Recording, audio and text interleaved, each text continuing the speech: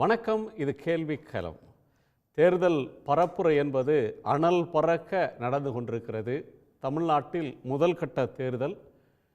தமிழக முதலமைச்சர் திமுக கழகத்தினுடைய தலைவர் திரு மு.க. ஸ்டாலின் இன்றைக்கு தருமபுரியில் தருமபுரி கிருஷ்ணகிரி வேட்பாளர்களை ஆதரித்து ஒரு பரப்புரையை மேற்கொண்டிருக்கிறார்.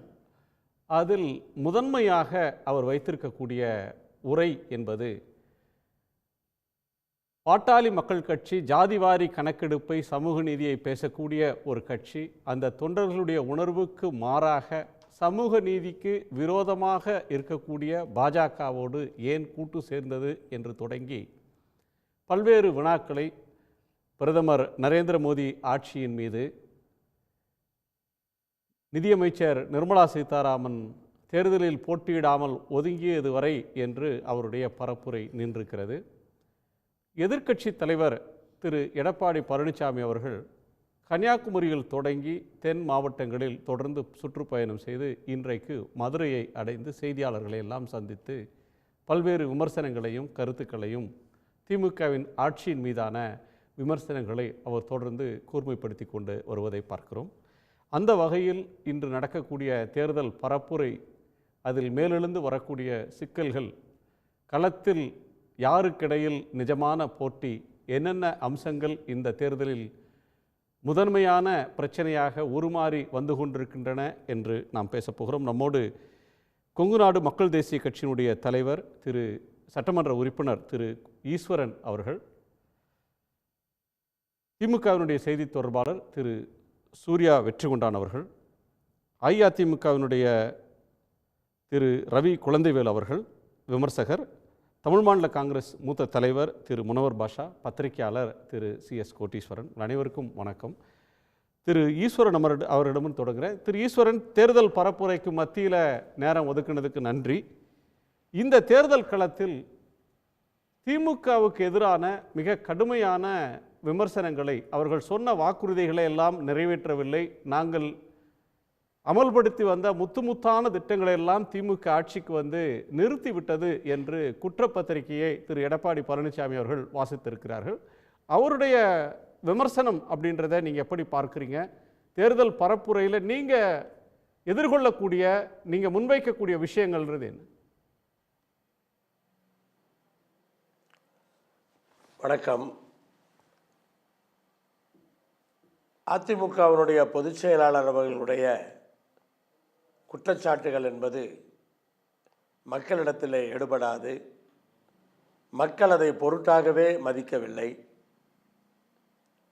தமிழ்நாடு முதலமைச்சர் அவர்கள் ஒவ்வொரு பிரச்சார கூட்டத்திலும் கேட்கின்ற கேள்விகளுக்கு பதிலே கிடையாது.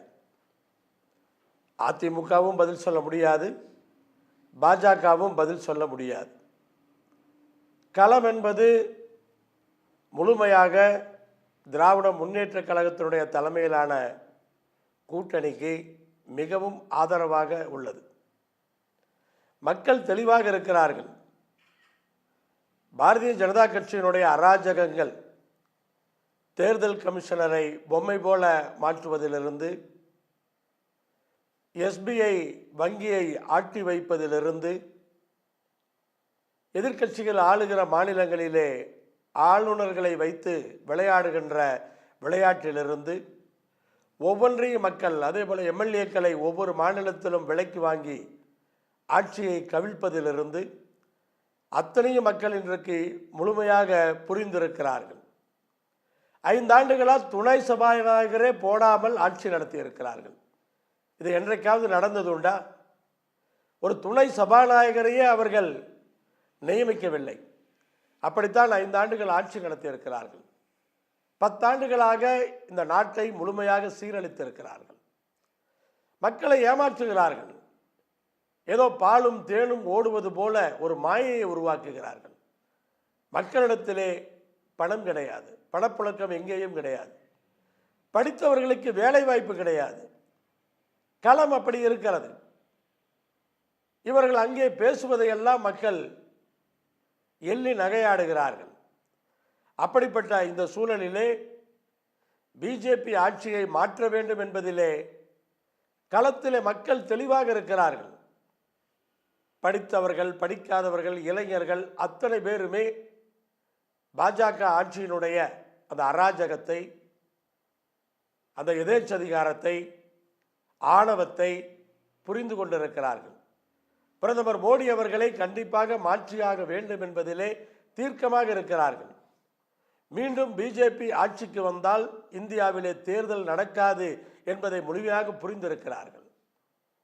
அப்படி ஒரு நிலை, அப்படி ஒரு சர்வாதிகாரம் இந்தியாவிலே வருவதற்கான அந்த வாய்ப்புகள் இதே தொடர்ந்தால் இருக்கிறது என்று அமெரிக்காவிலே கருத்து கணிப்பு நடத்தி சொல்லியிருக்கிறார்கள். சட்ட வல்லுநர்கள் பேசியிருக்கிறார்கள். சரள மக்கள் தெளிவாக இருக்கிறார்கள். பாரதிய ஜனதா கட்சி மறுபடியும் வந்துவிடக் கூடாது என்பதிலே தெளிவாக இருக்கிறார்கள். ஈஸ்வரன், பாஜக வரக்கூடாதுன்றதுல மக்கள் தெளிவா இருக்காங்கன்னு சொல்றீங்க. குறிப்பாக கொங்கு பகுதியில், மேற்கு மாவட்டங்களில் தொழில் வளர்ச்சி நிறைய இருக்கக்கூடிய பகுதிகளில் பிஜேபிக்கு, நரேந்திர மோடி அவர்களுக்கு கணிசமான ஆதரவு இருக்கு. நாடு வளர்றதுக்கு, தொழில்கள் வளர்ச்சி அடைகிறதுக்கு, ஜவுளி தொழிலோ மற்ற தொழில்களோ வளர்ச்சி அடைகிறதுக்கு, கட்டமைப்புகளை பலப்படுத்துறதுக்கு, நிர்வாக சீர்திருத்தம் செய்கிறதுக்கு பிஜேபி பெரிய பங்கு ஆற்றி இருக்கிறதா திரு அண்ணாமலை போன்றவர்கள் அங்கே வலுவான பிரச்சாரத்தை மேற்கொள்கிறாங்க. நீங்கள் வேறொரு மாதிரியாக சொல்கிறீங்களே. வெறும் பொய் பிரச்சாரமே பண்ணிட்டு இருந்தால் அது எப்படி மக்களிடத்தில் எடுபடும்? அண்ணாமலை பற்றி நீங்கள் சொன்னதுனால ஒரே ஒரு விஷயம் சொல்கிறேன். அவர் ஒரு இடத்துல பேசினார், அயோத்தியில் கோயில் வந்துருச்சு, பல ஆயிரக்கணக்கான கோடி வருமானம் வருகிறது, தமிழ்நாட்டில் இது மாதிரி கோயில்களை தயார் பண்ணால் டாஸ்மாக் வருமானமே தேவையில்லை, கோயில் வருமானத்தையே வச்சு ஆட்சி நடத்திடலான்னு. என் மக்கள் கேட்க மாட்டாங்களா? இந்த அறிவுரையை அயோத்தியில் தான் வருமானம் வந்துருச்சு இல்லை, அப்போ உத்தரப்பிரதேசத்துக்கு இந்த அறிவுரையை வழங்க வேண்டியதானே அப்படின்னு கேட்க மாட்டாங்களா? தமிழ்நாட்டினுடைய, குறிப்பாக கொங்கு மண்டலத்தினுடைய அத்துணை தொழில்களும் அழிந்து கொண்டிருக்கிறது. அதை செய்தது பாஜக அரசு என்பது எல்லோருக்குமே தெரியும். பிரதமர் அவர்கள் என்ன விவரமும் தெரியாமல் பல்லடத்தில் இருந்து கொண்டு பேசுகிறார், ஜவுளி தொழில் திருப்பூரிலே ரொம்ப அருமையாக இருக்கிறது என்று. ரத்தம் வடிகிறது, அங்கே எல்லோரும் கண்ணீர் விட்டு கொண்டு இருக்கிறார்கள், தொழிற்சாலைகள் மூடப்பட்டு கொண்டு இருக்கின்றன. அங்கு அந்த மண்ணிலே வந்து ஜவுளி தொழில் நன்றாக இருக்கிறது, எல்லோரும் மகிழ்ச்சியாக இருக்கிறார்கள் என்று பேசுகிறார். இப்படி இவ்வளவு பொய்யாக, அதே சமயத்திலே பிஜேபிக்கும் அதிமுகவுக்கும் எப்படி உறவு இருக்கிறது என்பதை மாண்புமிகு தமிழ்நாடு முதலமைச்சர் அவர்கள் ஒவ்வொரு பிரச்சார கூட்டத்திலும் இன்றைக்கு பேசிக் கொண்டிருக்கிறார்கள். பிஜேபி கோட்டு போட்டாலும் அதிமுகவுக்கு கோட்டு போட்டாலும் ஒன்றுதான் என்று தெளிவாக இருக்கிறார்கள். நேற்றைய தினம் கூட நாமக்கல்லிலே 3 முக்கியமான வேட்பாளர்களும் ஒரு தொலைக்காட்சியிலே நேரடி விவாதத்திலே பங்கு பெற்றார்கள். அதிலே பங்கு பெற்ற பாரதிய ஜனதா கட்சியினுடைய வேட்பாளர், பாரதிய ஜனதா கட்சியினுடைய மாநில துணைத் தலைவர் KP ராமலிங்கம் அவர்கள் அந்த விவாதத்திலேயே தெளிவாக சொன்னார், அதிமுகவுடைய வேட்பாளர் வெற்றி பெற்றால் அவர் மோடிக்குத்தான் வாக்களிக்க போகிறார் என்று நேரடியாக சொன்னார். அப்ப அவர்கள் உள்ளுக்குள்ளே எந்த அளவுக்கு திரைமறைவிலே அந்த ஒப்பந்தத்தை போட்டிருக்கிறார்கள் என்பதை பார்க்க முடிகிறது. கொங்கு மண்டலத்திலே கூட சில தொகுதிகளிலே இவர்களுக்குள்ளே அந்த ஒற்றுமை இருக்கிறது என்பதை தெளிவாக பார்க்க முடிகிறது. இதெல்லாம் நேற்று விவாதத்தில் தொலைக்காட்சியில் நேரடியாக பேசியது. யார் வேண்டுமானாலும் அந்த தந்தி தொலைக்காட்சியுடைய விவாதத்தை யூடியூப்ல போய் பார்த்துக்கலாம். அவரே சொல்லியிருக்கார், இங்கே இருக்கிற வேட்பாளர், அதிமுக வேட்பாளர் தமிழ்மணி அவர்கள் வெற்றி பெற்று வந்தால் அவர் மோடிக்குத்தான் ஆதரவளிப்பார் என்று அவரே சொல்லியிருக்கு. எப்படி சொல்லுவார்? பாரதிய ஜனதா கட்சியிலே பேசுகிறால் தானே. ஆனால் மக்களை பொறுத்தவரை மக்கள் தெளிவாக இருக்கிறார்கள். அதிமுகவுக்கு வாக்களித்தாலும் அது மோடிக்கு பிஜேபிக்கு வாக்களித்தாலும் இரண்டும் ஒன்றுதான். இப்படி அராஜக பிஜேபி ஆட்சியை, நாட்டை சீரழித்துக் கொண்டிருக்கிற பிஜேபி ஆட்சியை மாற்ற வேண்டும் என்று சொன்னால் உதயசூரியனுக்குத்தான் வாக்களிக்க வேண்டும் என்பதிலே மக்கள் இங்கே மிக தெளிவாக இருக்கிறார்கள். அப்படிப்பட்ட சூழல் தான் இன்றைக்கு இங்கே நடக்கிறது. ஒரு முறை என பிஜேபி ஆட்சிக்கு வந்தால் கண்டிப்பாக ஆங்கிலேயர் காலத்தில் எப்படி இந்தியர்கள் அடிமைகளாக இருந்தார்களோ அதை போல அடிமைகளாக இந்தியர்கள் மாறக்கூடிய அந்த வாய்ப்பு இருக்கிறது. எந்த உரிமையும் கிடையாது. அப்படிப்பட்ட ஒரு ஆட்சியைத்தான் இவர்கள் நடத்தி கொண்டிருக்கிறார்கள். ஏன் நீங்க ஒவ்வொரு பல விஷயத்தை எடுத்துக்கங்க. நீங்க டிடிவி தினகரன் பணம் கொடுத்தாரு, பிஜேபியில் ஒருத்தர் பணம் வாங்கினாரு, ஆனால் இடைத்தரகர் ஒருத்தர் இருந்தார், கொடுத்தவரும் வாங்கினவரும் இன்னைக்கு வெளியே இருக்காங்க. இடைத்தரகர் வருஷக்கணக்கில் ஜெயிலில் இருக்கார். இதுதான் நிலைமை. அதே மாதிரி பார்த்தீங்கன்னு சொன்னால் இன்னைக்கு சின்ன ஒதுக்கிறது இது போதாதா மக்களுக்கு? சின்ன என்ன, உங்கள் கூட கூட்டணிக்கு வந்தால் ஜி.கே. வாசனுக்கு உடனே சைக்கிள் சின்னத்தை கொடுத்துருவீங்க, பாமகவுக்கு உடனே மாம்பழ சின்னம் போயிடும், இப்படி டிடிவி தினகரனுக்கு குக்கர் சின்னம் கொடுத்துருவீங்க. ஆனால் எதிர்கூட்டணியிலே இருப்பவர்களுக்கு மதிமுகவுக்கு பம்பரம் சின்னத்தை கொடுக்க மாட்டீங்க. ஏன் சீமான் அவர்களுக்கு இன்றைக்கு அவருடைய சின்னத்தை கொடுக்க மாட்டீர்கள்?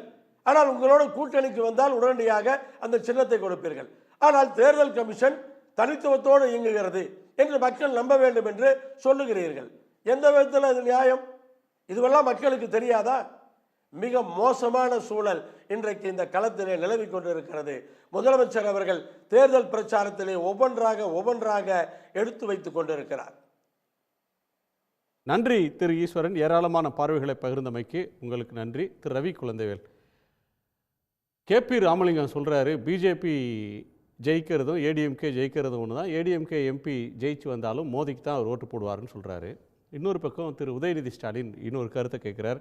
மோடி பிரதமராக வரக்கூடாதுன்னு நாங்கள் சொல்கிறோம், திமுக சொல்லுது, எடப்பாடி பழனிசாமி சொல்வாரா மோடி பிரதமராக வரக்கூடாதுன்னு சொல்கிற தைரியம் இருக்கா அப்படின்னு சொல்கிறார்.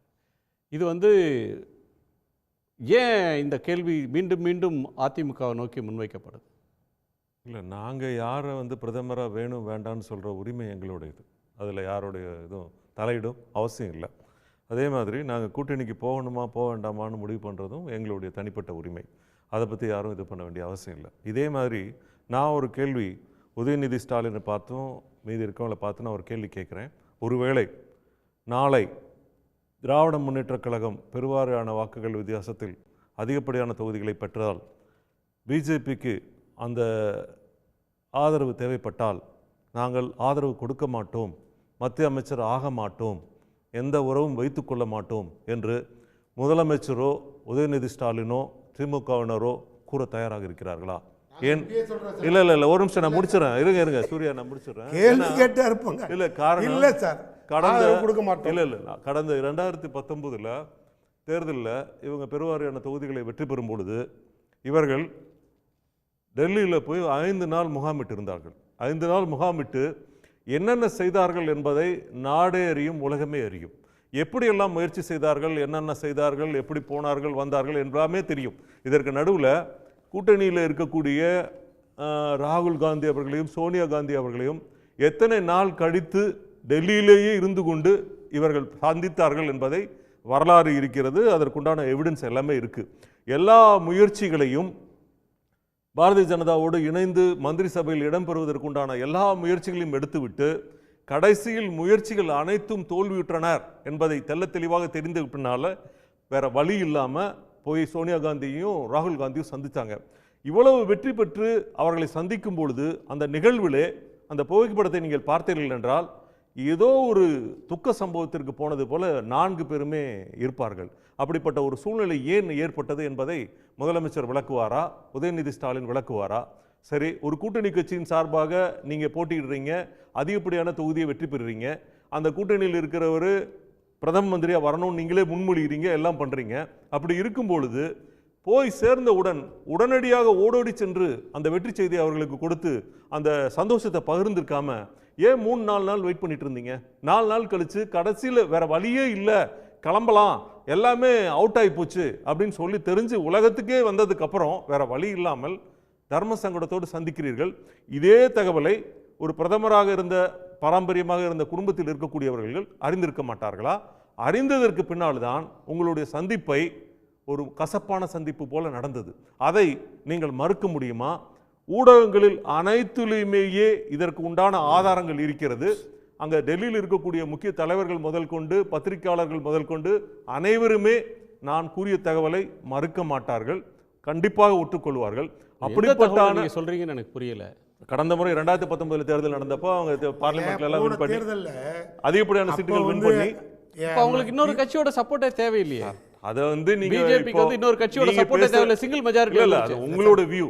எங்களோட வியூல இல்ல சூர்யா நான் சொல்லி முடிச்சேன். எங்களுடைய வியூல எங்களுக்கு வந்த தகவல்களின்படி அடிப்படையில் இந்த முயற்சிகள் நடந்ததாக 100% ஊர்ஜிதப்படுத்தப்படுகிறது.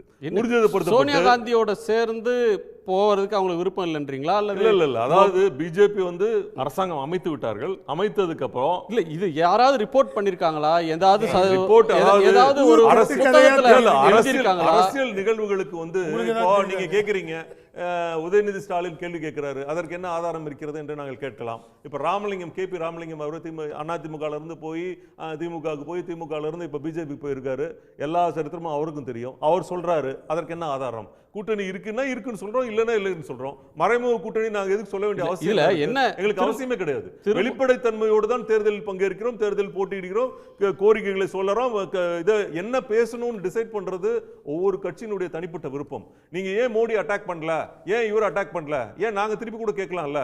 ஒருவேளை நீங்க மோடி அட்டாக் பண்றீங்க, நாளைக்கு வந்து பெருவாரியான வாக்குகள் பெற்று நல்ல ஒரு சீட்டு வந்துருச்சுன்னா மோடியோட நீங்க போய் கூட்டணி சேர மாட்டீங்களா, இல்ல இப்ப மந்திரி சபையில பங்கேற்க மாட்டீங்களா அப்படின்னு கேட்டா அந்த கேள்விக்கு காங்கிரீட்டான பதில் திமுகவிடம் இருக்கிறதா? கண்டிப்பாக இருக்காது.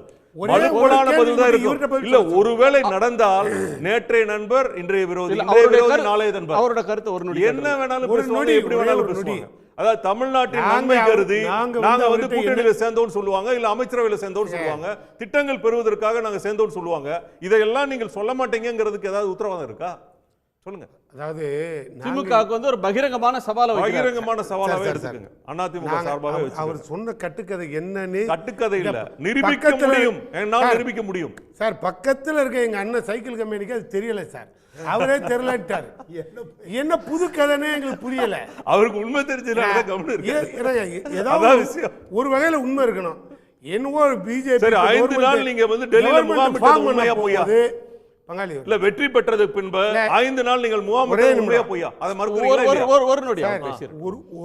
ஒரு கடுகளவு கூட உண்மை இல்ல சார். 5 நாள் கூட நீங்க தங்கலையா சார்? என்ன சார் டெல்லியில எம்பி ஆகி போய் டெல்லியில தங்காம இருந்தீங்களா இல்லையா?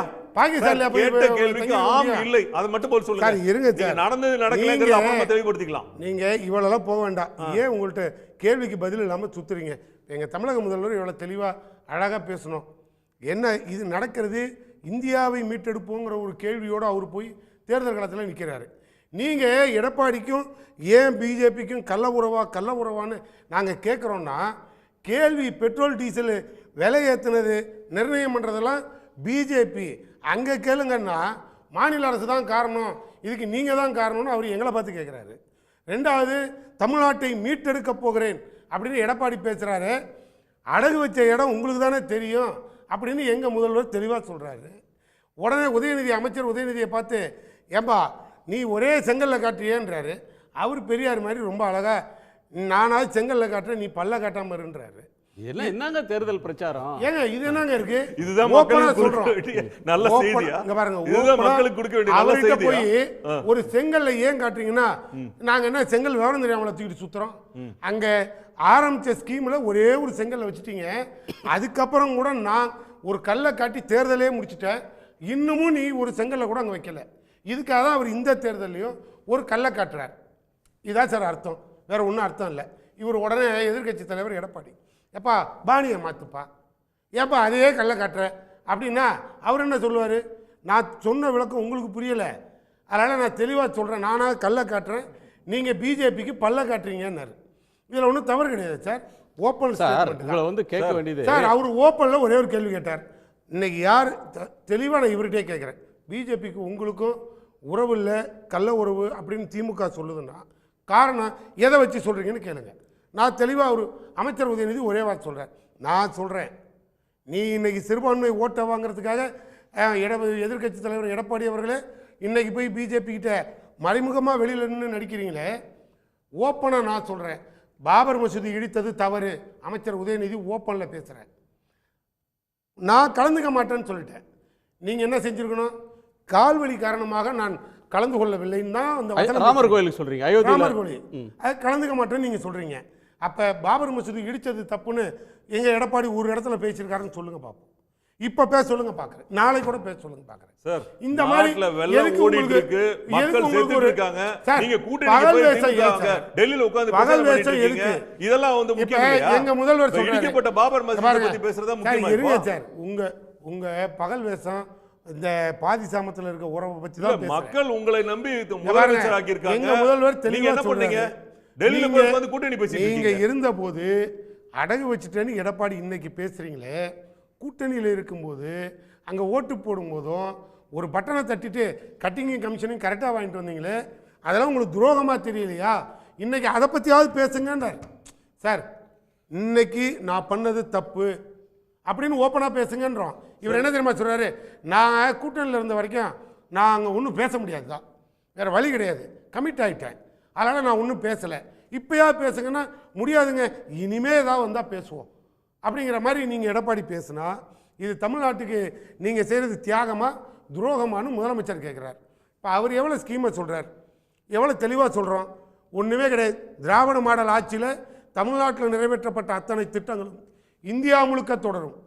நான் சொல்கிறேன், வாக்குறுதியை கொடுத்துட்டு நிறைவேற்றின துணிச்சலுங்க முன்னால் நின்று பேசுகிறேன். இந்தியா முழுக்க இது தொடரும். அதுக்கு காங்கிரஸ் கை கொடுக்கும், மாற்று கருத்து இல்லை. இதே ஐயா ராமதாஸ் அவர்களே, எங்கே ஜாதிவாரி ஓட்டு கணக்கெடுப்புக்கு பிஜேபி ஒத்துக்குச்சா? ஓப்பனில் பேசுவோமா, நீங்கள் ரெடியா? இதுதான் சார் அரசியல் களம். இப்படி தான் ஒரு முதல்வர் தெளிவாக போய் பேசுகிறாரு. நீங்கள் எடப்பாடி அங்கே போய் நின்றுக்கிட்டு அமைச்சர் உதயநிதியை கிண்டல் பண்ணுறதும் இல்லை முதல்வரை கிண்டல் பண்ணுறதும் தமிழ்நாட்டையே கேவலப்படுத்துகிற மாதிரி பேசுகிறதும். சார், எதிர்க்கட்சி தலைவர், எதிர்க்கட்சிகள் அரசியல் தேர்தல் பிரச்சாரம் வந்தால் சூடாகவும் பேசுவாங்க, கிண்டலாகவும் பேசுவாங்க, எல்லாமே எல்லா ரசங்களும் இருக்கும் சார். நவரசமும் தேர்தல் பிரச்சாரம் இருக்கும். நாங்கள் இப்போ அதுதான் கேட்டோம். தமிழ்நாட்டை மீட்டெடுப்பேன்னு சொன்னீங்களே, தமிழ்நாட்டை எங்கே அடகு வைத்தீர்கள்னு திரும்பி நாங்களும் அதை தான் கேட்போம். அடகு வச்சதே நீங்கள் தானே ஐயா. எல்லாத்துக்கும் ஓட்ட கொண்டு அங்க போட்டுட்டு கொலை கொள்ளையிலிருந்து மீட்டெடுப்போம், இப்ப கூட நாங்க பட்டியல விலைவாசி உயர்வுல மீட்டெடுப்போம், அங்க கொண்டு போய் எல்லாத்தையும் கழகத்திலிருந்து அந்த கழகத்திலிருந்து மீட்டெடுப்போம், திராவிட மாடல் ஆட்சி சொல்லிட்டு ட்ரக் மாஃபியா கழகம் வச்சுட்டு பண்ணிட்டு இருக்கீங்க, அதுல இருந்து மீட்டெடுப்போம். நீங்க வந்து அதாவது போதை மருந்து விக்கிறவங்க பணம் வாங்குறீங்க, இந்த செய்தி லாட்டரி விக்கிறவங்க பணம் வாங்குறீங்க, அதுக்கு பதில் சொல்ல மாட்டீங்களா? தேர்தல் பத்திரத்தை பத்தி எடுத்து பேசுறீங்க. தேர்தல் பத்திரத்துல மத்த கட்சி வாங்கினா தப்பு, ஆனா உங்க கட்சி எத்தனை கோடி வாங்கிருக்கு, ஏன் வாங்குனீங்க? அதுக்கு பதில் சொல்லிருக்கீங்களா? உங்களுக்கு வாங்க வேண்டிய அவசியம் என்ன? ஒரு நொடி, நான் உங்க ரெண்டு பேரோட விவாதம் இல்ல. இப்ப இவர் பேசுறாரு, ஏதாவது உங்களுக்கு புரிஞ்சுதா? நல்லா தமிழ்ல தானே பேசுனா, உங்களுக்கு புரியுதா? ஏதாவது உங்களுக்கு புரிஞ்சுதா? இது மக்களுக்கு எப்படி புரியும்? தெளிவா புரியும் சார். இதுதாங்க சொல்றேன், அவங்களுக்கு புரியும், உங்களுக்கு புரியாது. தமிழ்நாட்டுக்கு ஒருத்தர் ஒரு நேரத்துல பேசினா என்ன பேசுறீங்கன்னு நான் பேசுறேன். அப்போ இல்ல நான் சொல்றேன், இவரை வாயை மூட சொல்லுங்க, நான் பேசுறேன். சொல்லுங்க. இப்போ முதல்ல ஒரே ஒரு கேள்விங்க, ஒரு வார்த்தை இதை மாதிரி சொல்லுங்க. இங்க பாருங்க, பிஜேபி ஒரு அப்பாவி தமிழன் 100 ரூபா ஸ்கீம்ல ஒரு நாளைக்கு 100 ரூபா ஏழை தமிழ வயிற்றுல அடிக்கிறிய, இவ்வளவையும் கொண்டு கார்பரேட் முதலாளிகள்கிட்ட நாட்டையே அடமானம் வைக்கிறியே பிஜேபி. இப்படி நான் பேசுறேன், எடப்பாடியே பேச சொல்லுங்கிறார். புரியுதா சார்? எடப்பாடியே பேச சொல்லுங்க. இந்த 100 ரூபா 100 நாள் வேலைவாய்ப்பு திட்டத்தில் 100 ரூபா கொடுக்கறது கூட முட்டுக்கட்டை போட்டு முடக்கிட்டிய திட்டத்தையே. ஆனால் கார்பரேட்டர்கிட்ட போய் நாட்டு அடமானம் வச்சுட்டியே. எடப்பாடி அவர்களே, கேட்க மாட்டீங்களா? தமிழ்நாட்டில் தானே அந்த வரிப்படத்தில் தானே சோறு திங்கிறீங்க, கேட்க மாட்டீங்களா? இதான் சார் அவர் கேட்குறாரு. சரி, இதுக்கு இவர்கிட்ட பதில் இருக்கா சார்? சார், சொல்லுங்க, எத்தனை கோடி வாங்குனீங்க, அது எதுக்கு வாங்குனீங்க? தேர்தல் பத்திரத்தை எதிர்க்கிறவர்கள் தேர்தல் பத்திரத்தை சம்பந்தப்பட்ட அதே நிலையில் நீங்களும் இருக்கிறீர்கள். தேர்தல் அதிமுக வாங்கி இருக்கு, நான் இல்ல சொல்லல. நான் என்ன சொல்றேன், லாட்டரி சொல்றீங்க, எல்லாத்தையும் ஒழிக்கணும், பாலிசி கொண்டு வந்து நீங்க பணம் வாங்குறீங்க, எப்படி நீங்க ஒழிப்பீங்க? வாங்குன நாங்க லாட்டரி சீட்டுங்க தடையில் இருக்கு சார். போதை மருந்து கடந்தவனுக்கு நீங்க பொறுப்பு கொடுத்திருக்கீங்களா சார்? அதுக்கு என்ன சார் அர்த்தம்? ஒண்ணுமே இல்லாம நாங்க எங்களுக்கும் கவர்மெண்ட்டுக்கும் அவர் கொடுத்த பணத்துக்கும் தொடர்பு இருக்கான்னு தெம்பு இருந்தா சொல்லுங்க சார். உங்களுக்கு கொடுக்கறாரு, மற்றவங்களுடைய கருத்தை கேட்டு வந்துடுறேன் சார். இல்ல, அவர் ஏன் உங்களுக்கு பணம் கொடுத்தாரு? நீங்க ஏன் வாங்குனீங்க? சரி சார், உங்களுக்கு எதை வச்சு கொடுத்தாங்க? ஒரு மூத்த தலைவர் பணம் எங்க வருதுன்னா அது உங்களுக்கு தான் வந்திருக்கணும்.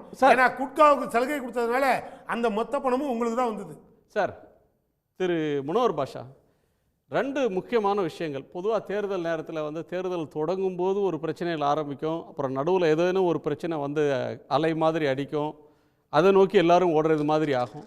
ஆனால் இந்த தேர்தலில் இதுவரையிலும் ஒரு சலனமே இல்லை. என்ன ஆரம்பித்ததோ ஒரு வாரத்துக்கு முன்னாடி எப்படி இருந்ததோ அதே நிலவரம் தான் இன்றைக்கும் இருக்குது. அது ப்ராட் ட்ரெண்ட்ஸ் அப்படின்னு பார்த்தாலும் சரி, அல்லது பேசுகிற விஷயங்கள் அப்படின்னு பார்த்தாலும் சரி, திமுக தொடர்ந்து ஆன்டி பிஜேபியை கடுமையாக பேசுகிறாங்க. ஆனால் ஏடிஎம்கே வந்து ஆன்டி டிஎம்கே பேசுகிறாங்க. ஆனால் வெளிப்படையாக கடுமையாக எந்த இடத்துலையும் பிரதமர் மோடியவோ அல்லது பிஜேபியவோ சாட மறுக்கிறார் திரு பழனிசாமி. ஏன் பேச மாட்டீங்க, அவர் மீண்டும் பிரதமர் ஆகக்கூடாதுன்னு சொல்கிற தைரியம் இருக்கா அப்படின்னு உதயநிதி இன்னொரு பக்கம் கேட்குறாரு.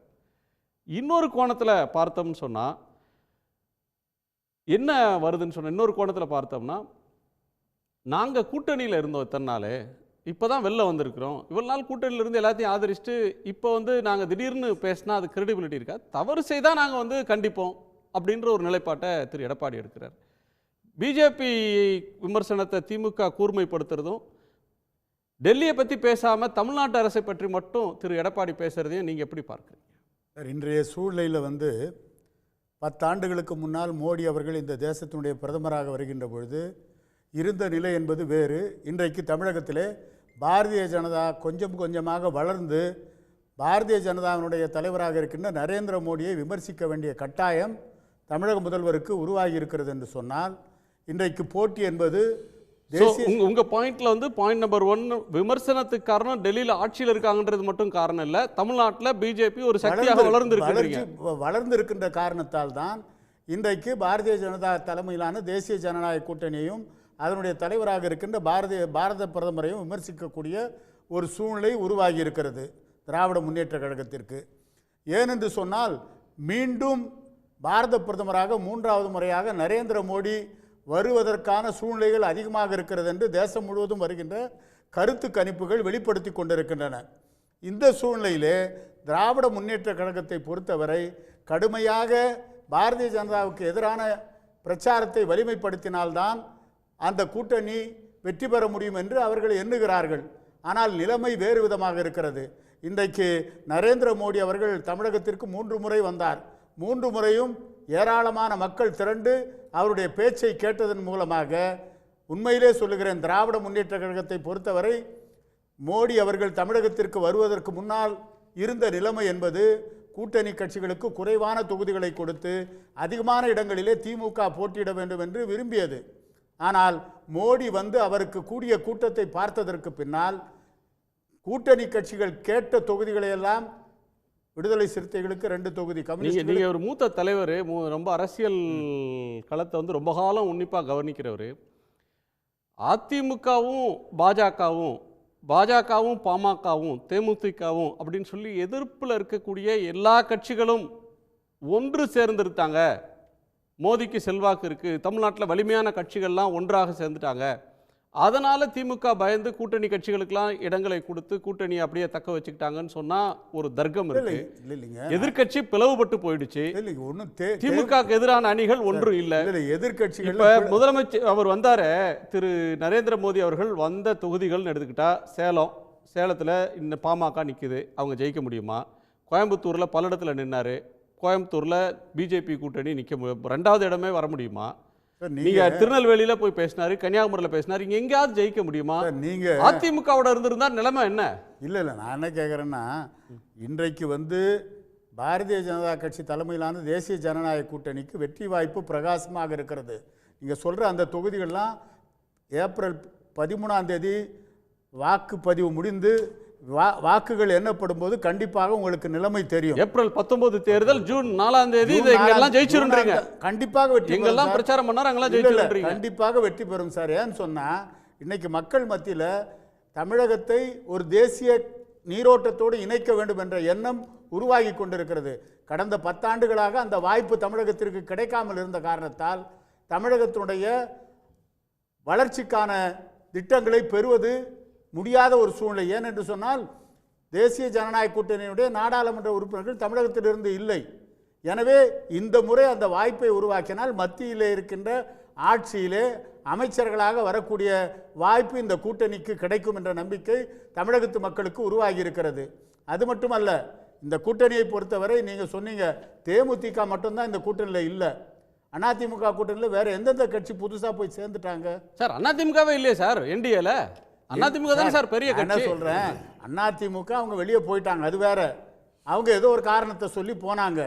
நீங்க வந்து தமிழ்நாடு முழுக்க கன்னியாகுமரியிலிருந்து திருத்தணி வரையிலும் வாக்காளர்களை கொண்ட கட்சி அப்படின்னு எடுத்துக்கிட்டா அதிமுக. அதெல்லாம் மறுக்கவே இல்லை. தேமுதிக வந்து ஒரு 3 டிஸ்ட்ரிக்ட்ல மட்டும் இருக்கிற கட்சியில அவங்களுக்கு ஓட்டு இருக்குதுன்னா குறைவா இருக்கு, பட் எல்லா பக்கமும் ஸ்ப்ரெட் இருக்கிற ஒரு கட்சி. நான் அதெல்லாம் மறுக்கல சார். நான் என்ன சொல்றேன்னா, இன்றைக்கு தேர்தல் போட்டி என்பது திமுக கூட்டணிக்கும் தேசிய ஜனநாயக கூட்டணிக்கும் இடையிலே தான் போட்டி என்ற நிலைமை தான் முதலமைச்சர் போகின்ற இடங்களிலெல்லாம் செய்கின்ற பிரச்சாரத்தை வைத்து பார்க்கின்ற பொழுது மக்கள் மத்தியிலே அந்த எண்ணம் தான் உருவாகும். இல்ல அவர் வந்து ஒன்றியத்தில் இருக்கக்கூடிய ஆட்சி இப்போ வந்து நடக்குது சட்டமன்ற தேர்தலில் 10 ஆண்டு காலம் ஆட்சியில் இருந்த ஒரு பிரதமருக்கு எதிராக இந்தியா கூட்டணின்னு உருவாகி இருக்கு. நீங்க பிரதமரை பேசாமல் பிஜேபியை பேசாம எடப்பாடி பழனிசாமி அவர்களை விமர்சிச்சு பேசினார்னா அவரோட கிரெடிபிலிட்டி என்ன? நீங்க பிரதமரை தான் பேசணும்ன்றது இல்ல, மறுக்க முடியாத உண்மை. ஏன்னு சொன்னா இந்த அணியில தான் பிரதமர் வேட்பாளரே இருக்காரு, உங்க அணிக்கு பிரதமர் வேட்பாளரே இல்ல. ஐஎன்டிஏ கூட்டணி ஜெயிச்சிங்கன்னா யார் பிரதமர் சொல்ல முடியுமா? போன முறை ஃப்ரெண்ட் ஏதோ கேக்குறாரு, ஒரு ரெக்வெஸ்ட் சார் சொல்லுங்க சார்.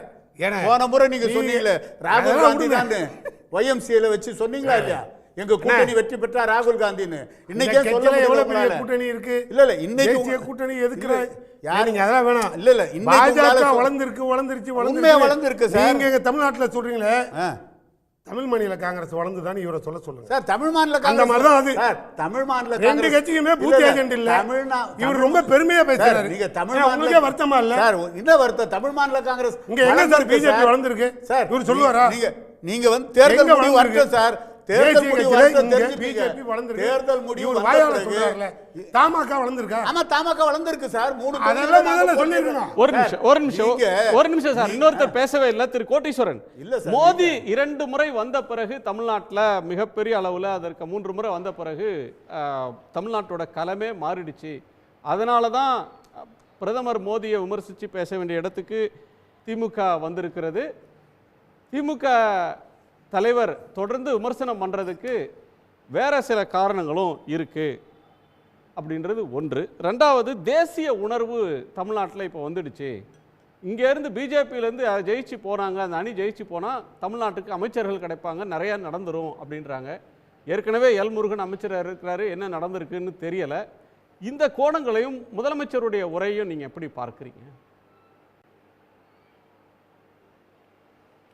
நேயர்களுக்கு வணக்கம். முதல்ல வந்து பிரதமர் வந்து 2 முறை தமிழகத்துக்கு வந்தார், அதனால தான் திமுக வந்து பிரதமரை பற்றி அதிகமாக பேசுகிறாங்க அப்படின்ற அந்த கருத்து வந்து அதை நீங்கள் இன்னும் கொஞ்சம் கூர்ந்து கவனிக்கணும். பாரத பிரதமர் மோடி அவர்கள் வந்து திமுகவுக்கு கிடைத்த ஒரு ஜாக்பாட் பரிசு. அதாவது பிரதமர் அவர்களை எத்தனை வாட்டி மோடி இதை செய்யலை, தமிழகத்துக்கு என்ன திட்டம் செஞ்சீங்க, மோடி 10 வருஷத்தில் இதெல்லாம் வஞ்சித்த விஷயங்கள்லாம் பண்ணியிருக்காரு, தமிழர்களுக்கும் தமிழ்நாட்டு மக்களுக்கும் இதுதான் அவர் செஞ்சுருக்காரு, திட்டங்கள் எதுவும் கொடுக்கல, வரியை ஏற்றிருக்காரு, பண மதிப்பீடு பண்ணார், ஜிஎஸ்டி அதிகமாச்சு, கோவிடில் எவ்வளோ பேர் இறந்தாங்க, வேலைவாய்ப்பு எவ்வளோ போச்சு, ஆண்டு வருமானம் ரெட்டிப்பு ஏன் ஆகலை, இந்த மாதிரி கேள்வியெல்லாம் மோடி அவர்களை மையமாக வைத்து கேட்கணுன்றது திமுகவுக்கு புதுசு கிடையாது. போன தேர்தலில் கேட்டாங்க, கணிசமான வாக்குகள் திமுகவுக்கு ஆதரவாக வந்தது. அதுக்கு முந்தைய தேர்தலையும் கேட்டாங்க, அதிகமான வாக்குகள் கிடைத்தது. இந்த தேர்தலையும் பண்ணுறாங்க. ஸோ அவங்கள பொறுத்தவரையிலும் முதலமைச்சர் வந்து ரொம்ப தெளிவாக இருக்கார். எவ்வளோக்கு ஸ்ட்ராங்காக மோடி அவர்களை அட்டாக் பண்ணி மோடி அவர்கள் எந்த மாதிரி ஒரு அரசியல் பண்ணுறாரு, அதனால் மக்களுக்கு என்ன ஆதாயம் இருக்கா, இல்லை இதனால் மக்கள் பாதிப்பு வாழ்கிறாங்களா அப்படின்ற அந்த விஷயத்தை தோல் உரித்து காட்டினாலுமே திமுகவுக்கு வந்து முக்கால்வாசி வேலை முடிஞ்சிச்சு. இந்த தேர்தல் என்பது இந்த கட்சி காசு வாங்குச்சு, அந்த கட்சி காசு வாங்குச்சு, நாங்கள் கம்மியாக ஊழல் பண்ணோம், நீங்கள் அதிகமாக ஊழல் பண்ணீங்க, நீங்கள் விலைவாசி ஏற்றலையா, நாங்கள் விலைவாசி ஏற்றலையா, இதெல்லாம் தாண்டி பாரத பிரதமர் மோடி அவர்கள் திரும்பி ஆட்சிக்கு வர வேணுமா வேண்டாமா, இதுதான் முதல் கேள்வி, இதுதான் ஒரே கேள்வி, இதுதான் கடைசி கேள்வி. இந்த கேள்விக்கு இன்றைய சூழலில் அதற்கு பதில் வந்து முதலமைச்சர் ஸ்டாலின் கிட்ட இருக்குது. ஐயா எதிர்க்கட்சி தலைவர் எடப்பாடி பழனிசாமி அவர்கள்கிட்ட அந்த கேள்விக்கு பதில் கிடையாது. இதே ஐயா OPS அவர்களுக்கு அந்த கேள்விக்கு பதில் இருக்குது. ஆமாம், எங்களுக்கு பாரத பிரதமர் மோடி திருப்பி வரணும்னு. ஏன் இந்த கேள்வியை பதில் சொல்ல பயப்படுறாங்க அப்படின்னா, அமலாக்கத்துறை, இன்கம் டேக்ஸ் டிபார்ட்மெண்ட் இந்த மாதிரி இருக்குது. ஐயா ரவி குழந்தைவேலு அவர்கள் வந்து ஆரம்பத்தில் ஒரு நல்ல ஒரு கேள்வி கேட்டார். நீங்கள் வந்து தமிழக மக்களுக்கு வந்து திமுக வந்து வாக்குறுதி கொடுப்பீங்களா, நீங்கள் வந்து பாரதிய ஜனதா கட்சியோட நாங்கள் கூட்டணி வைக்க மாட்டோமா அப்படின்னு ஐயா கேட்டார். அது நல்ல கேள்வி, தமிழக மக்களுக்கு உண்மையிலே அது நல்ல கேள்வி. இப்போது அறிஞர் அண்ணா வந்து கை காட்டும்போது 3 விரல் நம்மளை பார்த்து கேட்கும். அப்போ நான் என்ன கேட்குறேன்னா, திமுக வந்து உத்தரவாதம் கேட்குறவங்க அவங்க கட்சியிலேருந்து உத்தரவாதமாக மோடி வேண்டாம், அம்மையார் கேட்டாங்க மோடியா லேடியா அப்படின்னாங்க. அந்த மாதிரி மோடியோட ஆட்சி இது போகணும், இந்த ஆட்சி ஒழிய வேண்டும், இந்த ஆட்சி திரும்பி வரக்கூடாதுன்னு சொல்லிட்டு பிரதமரை எதிர்த்து முதலமைச்சர் பிரச்சாரம் பண்ணார். அதே தொனியில் ஐயா எடப்பாடி பழனிசாமி அவர்கள் இல்லை மோடி ஆட்சி வரக்கூடாது, மோடி ஆட்சி மக்களுக்கு எதிரானது அப்படின்னு சொன்னார்னா இந்த வாதம் எல்லாம் ஏற்புடையது. அதை விட்டுவிட்டு இவங்க என்ன பண்ணுறாங்கன்னா, இவங்க 2 பேர் மக்களுக்கு ஒரு சில ஒவ்வாத செயல்கள் செய்திருக்கிறாங்க மாநில கட்சிகள். அப்போ அந்த ஃபோக்கஸே மாறுது. இந்த தேர்தல் வந்து முதலமைச்சர் யார், சட்டமன்ற உறுப்பினர் யாருன்றது அல்ல. இந்த தேர்தல் பாரத பிரதமரை மோடி திருப்பி வரணுமா வர வேண்டாமா, இதுதான் மக்கள் பார்ப்பாங்க. இன்னொன்று மக்கள் பிரச்சனையை ரொம்ப வந்து ஐயா முனைவர் பாஷா வந்து ரொம்ப கடந்து போகிறாரு. அதற்கு முன்னாடி பேசும்போது கூட எல்லாருமே என்ன சொல்கிறாங்கன்னா, பொதுவாக ஒரு தேசிய மயமாக இருக்குது, தேசிய உணர்வு அதிகமாக இருக்குது, ராமர் கோயில் கட்டியிருக்காங்க, வருமானம் வருது அப்படி இப்படின்றாங்க. அடிப்படையில் ஒன்று பண்ணணும். இப்போ வந்து கொங்கு இடத்துல தான் இப்போ நிறைய பிரச்சாரம்லாம் போயிட்டுருக்கு. தருமபுரி அந்த சைடெல்லாம் போகிறாங்க, கிருஷ்ணகிரிலாம் போகிறாங்க. ஜவுளித்துறை வந்து போட்டுக்கிற பனியன் ஜெட்டிக்கு கூட வரியை வந்து வாங்கினது இந்த ஆட்சி. ஒரு மனிதனுக்கு உண்ண உணவு உடுக்கை ரொம்ப முக்கியம்னு வாங்க, உணவுக்கும் வரியை போட்டாச்சு. அரிசிக்கு வரியை போட்டு டெல்டாவில் வந்து அங்கே இருக்கிறதுக்கெலாம் பாதிப்பு. இந்த சைடு ஜவுளித்துறை ஆகட்டும், அது மாதிரி முதலமைச்சர் பேசும்போது சொன்னார், டிவிஎஸ், அசோக் லேலண்ட், ஹோண்டான்னு பெரிய பெரிய நிறுவனங்கள் சொல்லிவிட்டு அவங்களுக்கு சப்ளை பண்ணுற சின்ன சின்ன நிறுவனங்களுக்கு 28 வரி % நீங்கள் வாங்குறீங்க. இந்த டிவிஎஸ், ஹோண்டான்றது ஏதோ நம்மளுக்கு வந்து அந்நிய வார்த்தைகள் கிடையாது. அசோக் லேலண்டுன்றது இப்போ நம்ம அன்றாட ஒரு ப்ரைவேட் பஸ்ஸில் போகிறோன்னா அந்த லேலண்டு பஸ்ஸு. இப்போ நம்ம பைக் வாங்கி ஓட்டுறோன்னா கிளச்சு பெட்டு, பிரேக்கு, டயரு, டியூபு, இது விலைலாம் ஏன் ஏறுது அப்படின்னா இந்த வரி சுமையினால தான் ஏறுது. இந்த வரியை 28% ஆக்குனா ஒரு பைக் வாங்குறவங்க ஒரு கிளச்சு பிளேட்டு மாற்றணும், ஒரு செயின், ஒரு ஸ்ப்ராக்கெட் ஆயில், ஒரு இன்ஜின் ஆயில் மாற்றணும்னா 28% கவர்மெண்ட்டுக்கு வரியை கட்டணும். ஆல்ரெடி அந்த வண்டி வாங்கினது டியூவு, அந்த வண்டி பெட்ரோலுக்கு நான் வரியை கட்டுறேன், அந்த வண்டி சுங்கவரி சாலையில் போனால் அங்கே வரியை கட்டுறேன், ஸ்பேர் பார்ட்ஸுக்கு 28% வரியை கட்டுறேன், இஎம்ஐ லோனில் வாங்கியிருந்தா பேங்க்குக்கு நான் வந்து வட்டியை கட்டுறேன். ஒரு மனுஷனை எவ்வளவு, அதாவது அறிஞர் அண்ணா சொல்லுவார், மோட்டு பூச்சி மாதிரி, உண்ணி பூச்சி மாதிரி அவங்க ரத்தத்தை வந்து கொஞ்சம் கொஞ்சமாக உறிஞ்சிக்கிட்டு இருக்காங்க மத்திய அரசு. வெள்ளைக்காரனை எதிர்த்து ஐயா காந்தியடிகள் போராடினப்போ அது வந்து நம்ம வந்து சுதந்திர போராட்டம், வரி வேண்டாம் அப்படின்னோம். ஆனால் இன்றைக்கி என்ன சொல்கிறாங்கன்னா, இவங்க எப்படி ஒரு விஷயத்தை அப்படியே மடைமாட்டுறாங்க, வரி நல்லது, வரி தேச வளர்ச்சி. இப்போ நம்ம வந்து இந்த ஸ்டாண்ட் எடுத்தோன்னா உங்களுக்கு வந்து தேசத்து மீது நம்பிக்கை இல்லை அப்படின்ற மாதிரி. அப்படி கிடையாது. இந்த விஷயம்லாம் பண்டைய காலத்தில் வரிக்கு அப்பாற்பட்டு வச்சுருந்தாங்க. இப்போ வரியால் பாதிக்கப்படுறது கோயம்புத்தூரை சுற்றி இருக்கக்கூடிய சிறு குறு தொழில் பண்ணுறவங்க எல்லாம் பாதிக்கப்பட்டிருப்பாங்க. ஜவுளித்துறையில் வந்து 5லிருந்து 12 விழுக்காடு வந்து ஜிஎஸ்டி இருக்குது. ஒவ்வொரு வருடமும் அந்த ஜிஎஸ்டி கவுன்சில் மீட்டில் கோயம்புத்தூர், ஈரோடில் இருக்கிற ஜவுளி வியாபாரிகள் போயிட்டு எங்களால் இது வரியை கட்ட முடியல, நாங்கள் எக்ஸ்போர்ட் பண்ணவும் முடியல, எங்களுக்கு வந்து இவ்வளோ வரி நீங்களே 12% லாபத்தை எடுத்துக்கிட்டிங்கன்னா நாங்கள் கரண்ட் பில்லை கட்டி வேலைக்கு சம்பளத்துக்கு ஆளை கொடுத்து நாங்கள் எப்படி லாபம் பார்ப்போம்னு சொல்லி கரடியாக கத்தி அழுகுறாங்க. ஒன்று. இன்னொன்று, இம்போர்ட் டியூட்டி. இந்த காட்டன் வாங்குறதுலையுமே பார்த்தீங்கன்னா 10லேருந்து 11% இம்போர்ட் டியூட்டி போடுறாங்க. அப்போ நான் ஒரு பொருளை வெளியிலேருந்து கொள்முதல் பண்ணும்போது தான் நான் வரியை கட்டுறேன், அந்த பொருளை உற்பத்தி பண்ணி இங்கேருந்து திருப்பி விற்கும் போதும் வரியை கட்டுறேன்னா இங்கே ஒரு 12%, இங்கே ஒரு 10%னா ஒரு 20% ஒரு வியாபாரத்தில் மத்திய அரசு எந்தவித கஷ்டமே பண்ணாமல் வரியை எடுத்துக்கிட்டு போச்சுன்னா அங்கே இருக்கிறவோட முதலாளியோட நிலைமை என்ன, அவர் எப்படி அவர் கீழே இருக்கிற தொழிலாளிகளுக்கு சம்பளம் கொடுப்பார், எப்படி வளரும்? இது ஒன்று. ரெண்டாவது, ஐயா முனைவர் பாஷா சொல்கிறாரு நாடு முழுவதும் சுபிக்ஷமாக இருக்குது அப்படி இப்படின்னு. 2016-17 5 லட்சம் கம்பெனி மூடப்பட்டது. நான் சொல்கிறது வந்து பார்லிமெண்ட்டில் அமைச்சர் அவர்கள் வந்து கொடுத்த பதில். 5 லட்சம் கம்பெனி மூடப்பட்டுட்டு 7 லட்சம் கம்பெனி உருவாக்கப்பட்டது. இவங்க என்ன சொல்லுவாங்க, 2 லட்சம் கம்பெனி கூடியிருக்கேன்னா. இந்த ஊரில் வந்து வரி ஏய்ப்பு அதிகமாக இருக்குது. கம்பெனி ஆரம்பிப்பாங்க, ஒன்று கம்பெனி திவாலாவோ இல்லை லாபம் கிடைச்சோன்னா அந்த கம்பெனியை மூடிட்டு இன்னொரு பேரில் ஜிஎஸ்டி திறந்து வச்சுட்டு ஓப்பன் பண்ணுவாங்க. இது வந்து இன்னி வரையிலும் அந்த வந்து அது வந்து டபுளாகவே ஆகலை. இந்த மாதிரி தொடர்ந்து பேசலாம். ஒவ்வொரு சப்ஜெக்டா ஒரு வேட்பாளர் இருக்கார், அவர் பரப்புரைக்கு போற நேரத்தை ஒதுக்கி நமக்கு வந்திருக்கார். அவரிடம் உரையாடிட்டு அதுக்கப்புறம் நம்ம பேசலாம். வணக்கம் திரு பாலு. அரக்கோணம் தொகுதியுடைய நாடாளுமன்ற தொகுதியோட வேட்பாளராக களம் காண்றீங்க. இந்த தேர்தல் களம் அப்படின்றது உங்களுக்கு புதிதில்லை, ஏற்கனவே சட்டமன்ற தேர்தலையும் மக்களவை தேர்தலையும் நின்றவர். இந்த தேர்தல் களம் எப்படி இருக்கு உங்களுக்கு? உங்களை எதிர்த்து நிற்கக்கூடியவர் திரு இன்றைய சிட்டிங் எம்பி ஜெகத் ரட்சகன், ஒரு ஜாம்பவான், அந்த பகுதியில் பல முறை வென்றவர். தேர்தல் களம் அதிமுக இல்லாமல் நீங்கள் பிஜேபியோட போகக்கூடிய ஒரு சூழலில் களச்சூழல் எப்படி இருக்கு? முதல்ல ஒரு பரபரப்பான பரப்புரையின் நடுவே சன் தொலைக்காட்சிக்கும் எனது அன்பிற்குரிய குணா அவரோடு பேசக்கூடிய இந்த வாய்ப்பையும் நழுவவிடக்கூடாது என்ற அடிப்படையில் இதற்கு நான் ஒத்துக்கொண்டேன். இந்த கூட்டணி என்பது அமைக்கப்பட்டு பாட்டாளி மக்கள் கட்சியினுடைய வேட்பாளராக அரக்கோணம் தொகுதியினுடைய போட்டியிடுவதற்கு என்னுடைய கட்சி உத்தரவிட்டதனுடைய அடிப்படையில் இந்த தொகுதிக்கு நான் முதலில் உள்ளே நுழைந்து என்னுடைய பரப்புரையை துவங்குவதற்கு முன்பாக இந்த தொகுதியினுடைய அடிப்படை பிரச்சனைகள் என்ன, இந்த மக்களுடைய தேவைகள் என்ன, இங்கு வாழக்கூடிய மக்கள் எந்தவித வாழ்க்கை முறையில் வாழ்ந்து கொண்டிருக்கிறார்கள், இங்கே இருக்கக்கூடிய தொழில், வணிகம், நீர்வளம், மாணவர்கள் வேலைவாய்ப்பு, கல்வி போன்றவற்று குறித்து ஒரு ஆய்வுக்குழுவை இந்த தொகுதி முழுவதும் நான் அனுப்பி அவர்கள் கொடுத்த அறிக்கையின் அடிப்படையில் இப்பொழுது இந்த தொகுதிக்கான அரக்கோணம் தொகுதிக்கான தேர்தல் அறிக்கையை இன்று காலை நான் பத்திரிகையாளர்கள் முன்பாக நான் வெளியிட்டிருக்கிறேன். பல அதிர்ச்சியான தகவல்கள் என்னுடைய இந்த சர்வேயின் மூலமாக எனக்கு கிடைக்கப்பட்டிருக்கிறது. இந்த தேர்தல் தமிழகம் முழுவதும் நடக்கக்கூடிய தேர்தலில் மீண்டும் மோடி அவர்கள் வர வேண்டும், புதிய கூட்டணிகள் உருவாகி இருக்கிறது. இதையெல்லாம் ஒரு பொருளாக இந்த தொகுதி மக்கள் எடுத்துக்கொண்டாலும் அதே வேளையில் தற்பொழுது இருக்கக்கூடிய நாடாளுமன்ற உறுப்பினராக இருக்கக்கூடிய மரியாதைக்குரிய ஜெகத் ரட்சகன் அவர்கள் இதற்கு முன்பாக 3 முறை வெற்றி பெற்றிருக்கிறார். கடந்த தேர்தலில் வெற்றி பெற்றார். அவர் இந்த தொகுதிக்கு செய்த சேவை செயல்கள் என்ன என்பது குறித்த தகவல்களில் ஒட்டுமொத்தமாக அது திமுக, அதிமுக, பாட்டாளி மக்கள் கட்சி, வணிகர்கள், தொழிலாளர்கள் என்று அல்ல, ஒட்டுமொத்த மக்களும் ஒரே குரலில் அவர்கள் ஒலிப்பது என்னவென்றால், அவர் இந்த தொகுதியிலிருந்து நாடாளுமன்ற உறுப்பினராகினார், மத்திய தொழில்துறை அமைச்சராக இருந்தால் எதுவும் செய்யவில்லை. இந்த முறை நாடாளுமன்ற உறுப்பினராக தேர்வு செய்யப்பட்டார். ஒரு முறை கூட இந்த தொகுதிக்கு அவர் எந்த விதமான அடிப்படை வசதிகள் குறித்தும் பேசவில்லை. நாங்கள் அவரை சந்திக்கவில்லை. எந்த பகுதிக்கும் அவர் வரவில்லை. அவருடைய தொழிலை பெருக்குவதற்கு, அவருடைய வணிகத்தை பெருக்குவதற்கு, அவருடைய வசதியை பெருக்குவதற்கு இந்த 15 லட்சம் வாக்காளர் பெருமக்கள் அளிக்கக்கூடிய அந்த வாக்கின் மூலமாக கிடைக்கக்கூடிய இந்த நாடாளுமன்ற உறுப்பினர் என்ற பதவியை கேடயமாக பயன்படுத்துகிறார்.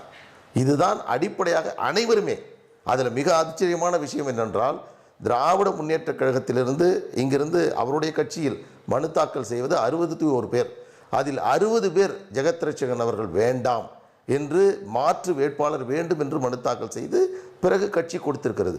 திராவிட முன்னேற்ற கழகத்தை சார்ந்தவர்களே மரியாதைக்குரிய ஜெகத் ரட்சகன் அவர்களை இந்த தொகுதிக்கு நாடாளுமன்ற உறுப்பினராக வேண்டாம் என்று சொல்லுகின்ற பொழுது இந்த தொகுதி மக்கள் அவர்களை எப்படி ஏற்றுக்கொள்வார்கள்? என்னுடைய ஒரே கேள்வி, இந்த அரக்கோணம் தொகுதி என்பது தமிழ்நாட்டிலேயே தொழில்துறை நிறைந்த ஒரு தொகுதியாக என்னுடைய ஆய்வில் தெரிகிறது.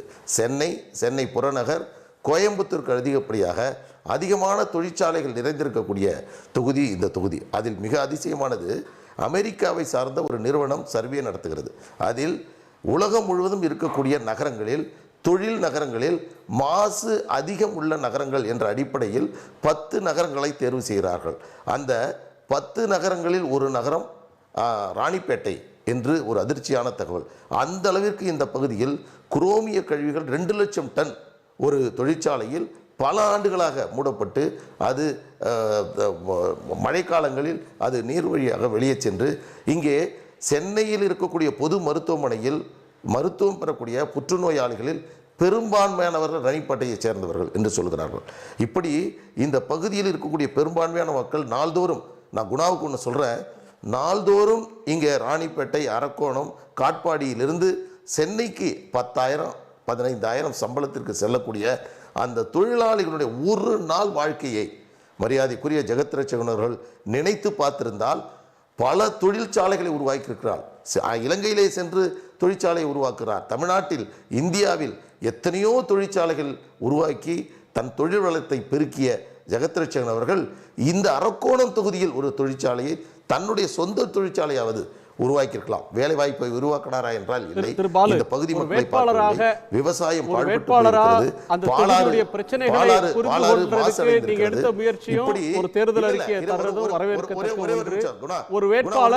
உங்களுக்கு எதிரான வேட்பாளருக்கு வந்து குற்றப்பத்திரிகை வாசிக்கிறது எனக்காக நான் முடிச்சிடறேன். சொல்லுங்க. இல்ல, ஒரு நிமிடம் நான் அதை முடிச்சிடுறேன். இப்போ இந்த தொகுதியை பொறுத்தவரையில் இந்த பகுதி மக்களுடைய அடிப்படையான பிரச்சனை என்றால், சாராய தொழிலதிபராக இருக்கக்கூடிய சாராய முதலாளி வேண்டுமா, மதுக்கடைகளை ஒழிக்கக்கூடிய போராளி வேண்டுமா? இதைத்தான் மக்களிடம் என்று சொன்னேன். ஏன்னா 2 மது ஆலைகளை நடத்தி கொண்டிருக்கிறார் அவர். இந்த தொகுதிக்கு எதுவும் செய்யாத சூழலில் வேட்பாளர் தான் பிரதானமாக இருக்கிறது. இங்கு இருக்கக்கூடிய மக்களுடைய அடிப்படை பிரச்சனை தான் பிரதானமாக இருக்கிறது. அதே சமயத்தில் மத்தியில் யார் ஆட்சிக்கு வருகிறார்களோ அந்த கூட்டணியில் இருப்பவர்கள் நாடாளுமன்ற உறுப்பினராக இருந்தால்தான் இந்த தொகுதிக்கான மேம்பாட்டை செய்ய முடியும் என்றால், கடந்த ஆண்டில் இந்த திராவிட முன்னேற்ற கழகத்திலிருந்து வெற்றி பெற்றவர்கள் அந்த தொகுதிக்கான மேம்பாட்டிற்கான பணிகளை மேற்கொள்ள முடியவில்லை. எனவே இந்த முறை என்பது மீண்டும் 3வது முறை மோடி வருவார் என்பது இந்தியா முழுவதும் நிதர்சனமாக இருக்கக்கூடிய காரணத்தினால் அந்த கூட்டணியில் இடம்பெற்றிருக்கக்கூடிய என்னை இந்த மக்கள் ஏற்றுக்கொள்வார்கள் என்ற நம்பிக்கையோடு இந்த தேர்தலில் நான் களம் காண்கிறேன். திரு பாலு, ஒரு நீண்ட விரிவான ஒரு தன்மையை தந்திருக்கீங்க. நான் அவர் பேசிடுறேன், அதுக்கப்புறம் நம்ம உரையாடலாம். ரொம்ப முக்கியமான விஷயம் என்னன்னு சொன்னால், ஒரு தொகுதியை பற்றி ஆய்வு செய்திருக்கிறீங்க, தொகுதிக்கு தேர்தல் அறிக்கை கொடுத்துருக்கீங்க, உங்களுக்கு எதிரான வேட்பாளருக்கு எதிராக விமர்சனங்களை முன்வைக்கிறீங்க. இதெல்லாம் ஜனநாயகத்தில் முக்கியமான அம்சங்கள், அவசியமான அம்சங்கள் தான். அதற்கு திமுக நண்பர் செய்தி தொடர்பாளர் வந்திருக்கிறார், அவர் பின்னாடி பதில் சொல்லட்டும். அதுக்கு முன்பாக கேட்கிறது, பொதுவாக நாடாளுமன்ற தேர்தல் 2 விஷயங்கள்ல சூர்யா இருக்கார், அவர் சொல்லட்டும்.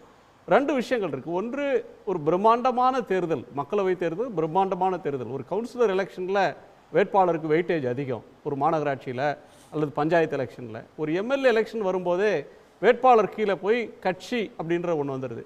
நாடாளுமன்ற தேர்தல் அப்படின்னு வருகிற போது தொகுதிக்கு 20 லட்சம் பேர் இருக்கக்கூடிய இடத்துல வேட்பாளர் பின்னுக்கு போகிறதும், ஒரு கட்சி அவங்க கட்சியுடைய வலிமை, கூட்டணி வலிமை அப்படின்ற ஒன்றும் முடிவுகளை தீர்மானிக்கிறதுல முக்கியமான அம்சம் வகிக்குது.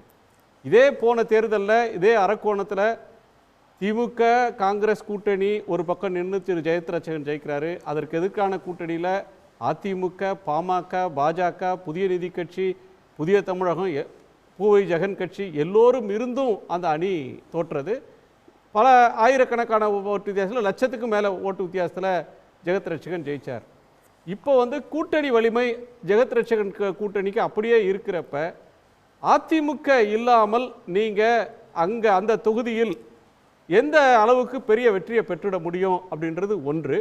2வது, பிரதமரை பற்றி சொல்கிறீங்க, மீண்டும் அவர் தான் வருவார்னு சொல்கிற எல்லா கணிப்புகளும், நீங்கள் தேர்தல் கணிப்புகளை நம்பினால் மீண்டும் பிஜேபி தான் ஆட்சிக்கு வரும்னு சொல்கிற எல்லா கணிப்புமே தமிழ்நாட்டில் பிஜேபி ஒரு இடம் கூட வராது, தமிழ்நாட்டில் பிஜேபி தோற்று போகும், அந்த அணி தோற்று போகும்னு சொல்கிறதையும் பார்க்குறோம்.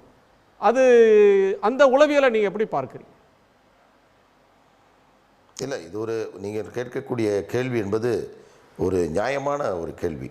ஆனால் எங்களுடைய பரப்புரையினுடைய தொடர்ச்சியாக நாங்கள் முன்வைக்கக்கூடிய விஷயம், நீங்கள் திராவிட முன்னேற்றக் கழக கூட்டணி என்பது நிலைத்திருக்கிறது, நீங்கள் இப்படி மாறி இருக்கீங்கன்னு சொல்லுங்கள்.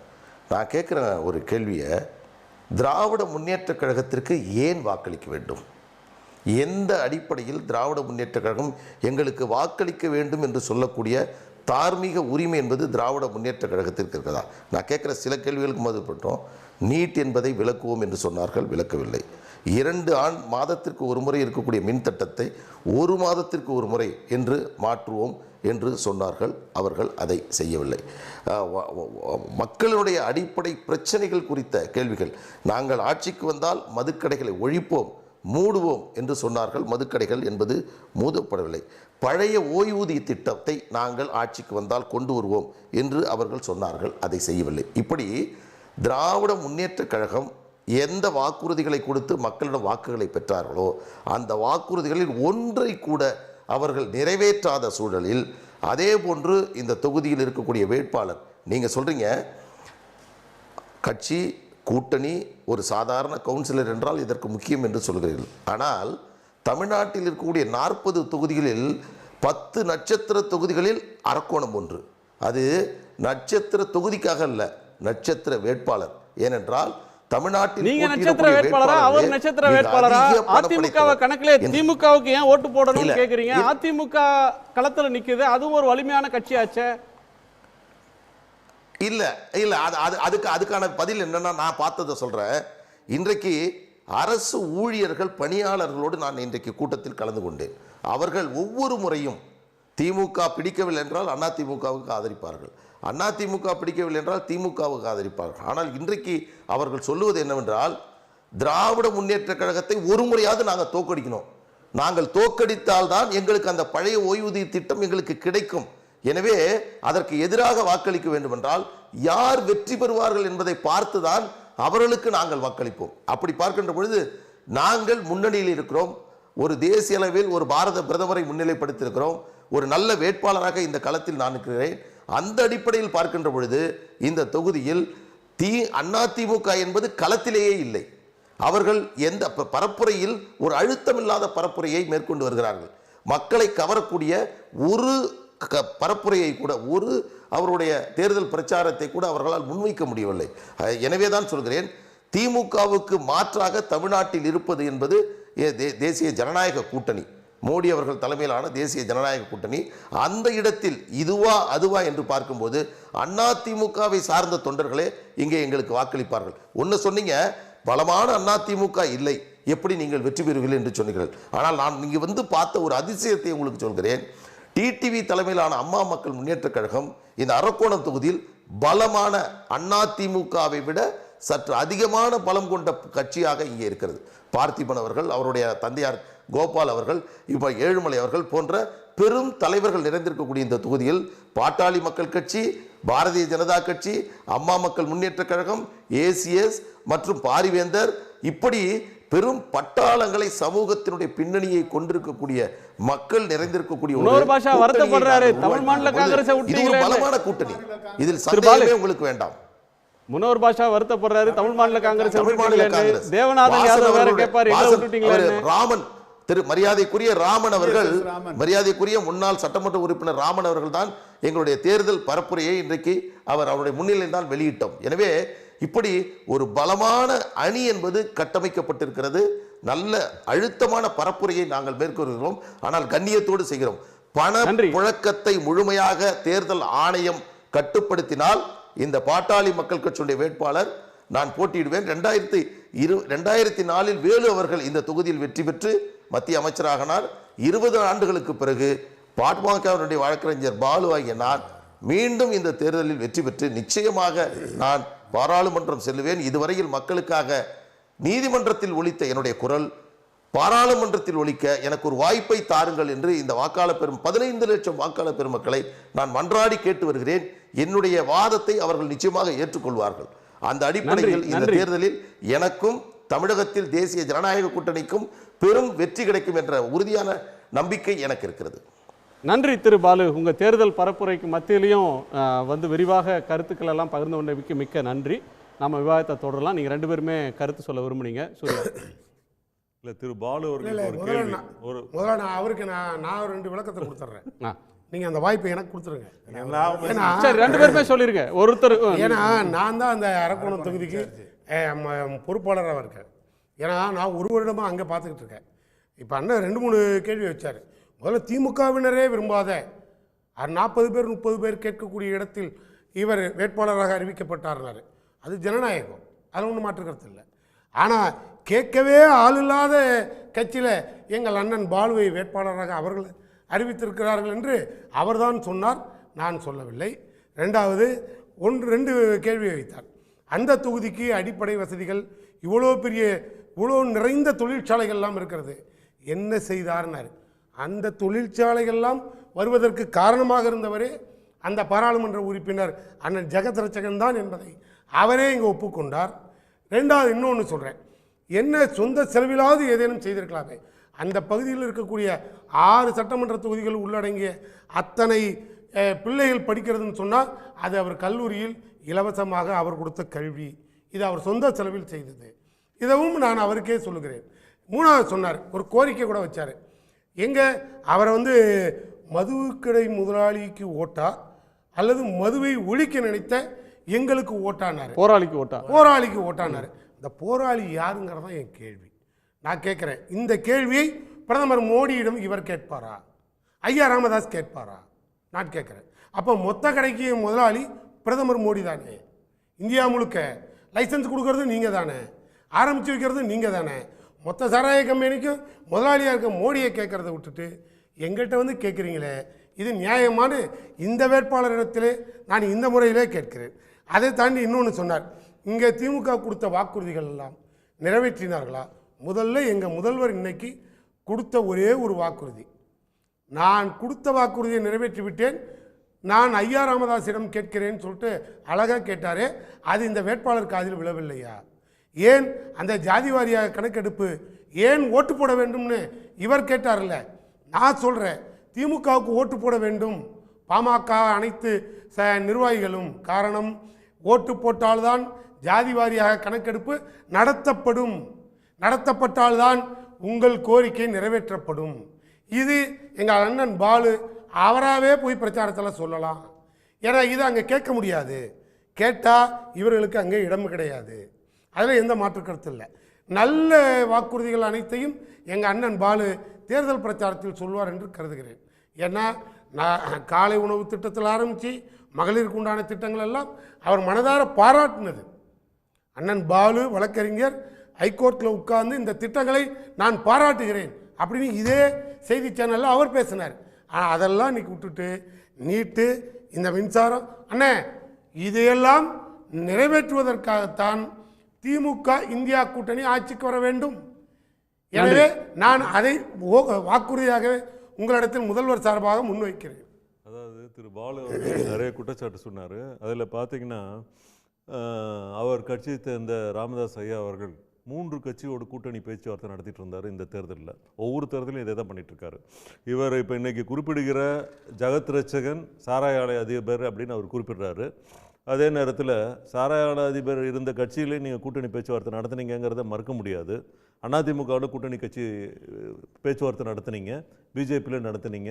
எங்கெல்லாம் வாய்ப்பு கிடைக்குதோ, எங்கே அதிக சீட்டு கிடைக்குதோ, எங்கே உங்களுடைய டிமாண்ட்ஸை வந்து ஃபில் பண்ணுறாங்களோ அப்படி தான் நீங்கள் டிசிஷன் எடுக்கிறீங்களே தவிர கொள்கை பிடிப்போடு அந்த டிசிஷன் எடுக்கிறது கிடையாது. அதே நேரத்தில் இன்னொன்று நீங்கள் சொல்ல மறந்துட்டீங்க, சாராய ஆலை அதிபர் வந்து எதிர்த்து நீங்கள் போராடுற போராளிங்கிறீங்க. இந்த போராளிகள் அந்த ஏரியாவில் இருக்கிற டாஸ்மாகில் சப்ளை பண்ணுறது பூரா அவங்க சரக்கு தான். தமிழ்நாடு முழுவதும் சப்ளை ஆகிறதும் அவங்க சரக்கு தான். அதை அவர் மறுக்க முடியாது. அதே போல தனிப்பட்ட முறையில் போக வேண்டாம். இல்ல ஆதாரம் இல்லாத ஒரு குற்றச்சாட்டுகளுக்குள்ள போக இல்ல. அதே மாதிரி அவர் சொல்லுகிற குற்றச்சாட்டுகள் வந்து கொள்கை பிடிப்போடு இப்படிதான் பாலிசி, இப்படிதான் டிசிஷன், இப்படிதான் செய்வோம், இதை மாதிரி செய்ய மாட்டோம் அப்படிங்கிற மாதிரி ஏதாவது இருந்ததுன்னா இவர் இந்த மாதிரி எல்லாம் பேசுறது ஒரு நியாய தர்மம் இருக்கும். தமிழகம் அல்ல, இந்தியா முழுவதுமே பாட்டாளி மக்கள் கட்சி 3 கட்சியோடு கூட்டணி பேச்சுவார்த்தை நடத்தினதை வெட்ட வெளிச்சமா எல்லாரும் பார்த்தாங்க. கடைசி நிமிடம் வரை அந்த முடிவை அறிவிக்காமல் எந்த அளவுக்கு இழுத்தடித்து தமிழகத்தில் ஒரு கேவலமான அரசியல் நிலையை இவர்கள் எடுத்தார்கள் என்பதை எல்லாரும் பார்த்து கொண்டுதான் கூட கூட்டணி சேரலன்றதுக்காக சொல்றீங்களா? அப்படியெல்லாம் சொல்லல. முடிவை எடுப்பதை தெளிவாக எடுக்க முடியாதவர்கள் அதை பற்றி பேசுவதற்கு அருகதையற்றவர்கள் என்று கூறுகிறேன். ஒரு கேள்வியை நேயர்கள் முன்னாடி வைத்திருக்கிறோம். மோடி பிரதமராக கூடாதுன்னு சொல்லக்கூடிய தைரியம் எடப்பாடி பழனிசாமி அவர்களுக்கு இருக்கான்னு உதயநிதி ஸ்டாலின் அமைச்சர், விளையாட்டுத்துறை அமைச்சர் சவால் எடுத்திருப்பது பற்றி ஒரு கேள்வி நேயர்கள்ட்ட வச்சிருக்கிறோம். அதிமுகவை சீண்டுவதற்காக இப்படி சொல்கிறாரா, மோடியை எதிர்ப்பை தீவிரப்படுத்துவதற்காக இந்த பரப்புரையா, தேர்தல் நேரத்தில் வெளிப்படக்கூடிய ஆவேசமா, அல்லது அதிமுகவுக்கும் பிஜேபிக்கும் இடையில் மோதலை உருவாக்குவதற்காக இப்படி சொல்கிறாரான்ற ஒரு கேள்வியை கேட்டிருக்கிறோம். நீங்களும் எக்ஸ் தளத்தில் உங்களுடைய வாக்குகளை பதிவு செய்யுங்க. ஒரு சிறிய இடைவேளைக்கு பிறகு கேள்விக்களம் தொடரும்.